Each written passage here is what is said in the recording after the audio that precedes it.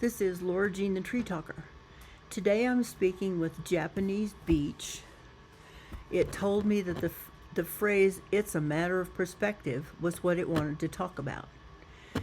It began by saying, each of you has your own way of looking at things, which is usually tied to how something affects you personally, even in relation to larger national or international issues. It doesn't mean everyone disagrees with everyone else, but it usually means you form camps. You will arrive at your perspective individually, then gravitate towards those who think in a similar way. The trick is to be open to hearing a different position from your own, without being defensive, but being able to remain firm if after consideration you feel you were right at first. And I asked, what causes someone to be defensive about their position, maybe even hold on to it in spite of overwhelming evidence that their opinion is based on incorrect information? It replied, well, most people don't like to be opposed or proved wrong because somewhere along the line they learned to think that believing something factually incorrect meant there was something basically wrong with them personally, and that belief is usually quite unconscious. I said, I would think that's such an illogical belief to have.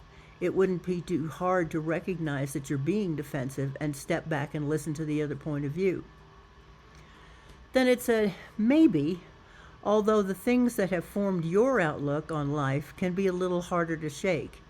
You are first and indelibly influenced by family, then teachers and religious leaders, after that, friends, the media, or these days, something you find or hear about on the internet. But even so, your basic position, or at least the way you approach learning things or establishing opinions in the first place, will have its roots in your early childhood, like really early childhood. A child literally starts learning and absorbing information as soon as it is born. I said, well, child psychology is way outside my job skills. How would having opposing perspectives be relevant to our situation today here in America? It told me, I think the point is that different people arrive at dissimilar opinions for a variety of reasons, some of them deeply buried in their pasts. So it may not be that they are lying or just being stubborn. It may be that they truly believe that their position is correct and will stick with it no matter what anyone says to the contrary. Remember, following a logical train of thought doesn't always mean you've come to a correct conclusion according to the facts. Didn't someone coin the phrase alternative facts fairly recently? And I said, yeah, they did. But I suppose you could consider it logical that there are fire-breathing dragons keeping the core of the planet molten. No way to prove it wrong. It laughed. I think there's a fair chance that many do believe that.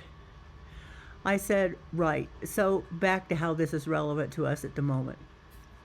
And it said, well, the only time that it's a problem that someone has an entrenched position that may not agree with yours, or more importantly in this case, society as a whole, is when they decide that it would be best for everyone to follow their vision on how things should be done, and then go about forcing it down your collective throats.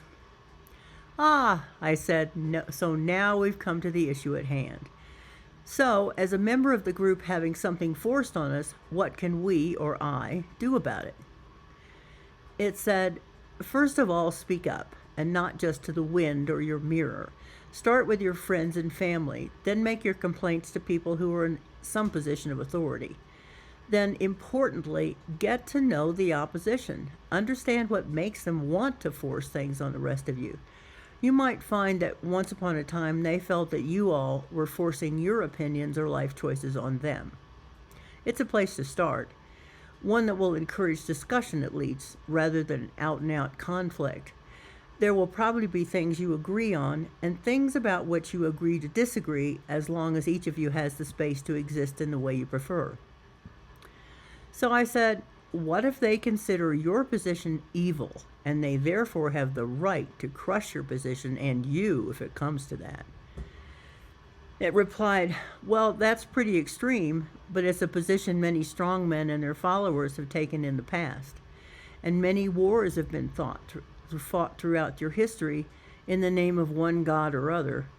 But in the end, it always happens that the minority, when it has achieved power and tries to compel others to submit to its will, is eventually forced to give way to the majority, because it is the majority.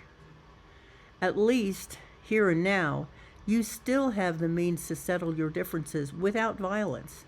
That part is up to both sides to avoid. And it's wise to remember this. There are elements that would prefer violence because they will gain wealth and power for themselves if conflict is the order of the day. Don't be dragged into that. Stay true to your own mission, that of justice and fairness for all, and the continuation of the life of the planet itself and the rest of its inhabitants. Remember, you're not here alone.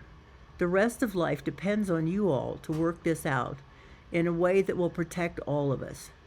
If you keep that goal in mind, you will find a way to work out your differences." And that is what Japanese Beech has to say to us today. Thanks for watching, and if you've enjoyed hearing from this tree today, please like, subscribe, and share with your nature-loving friends.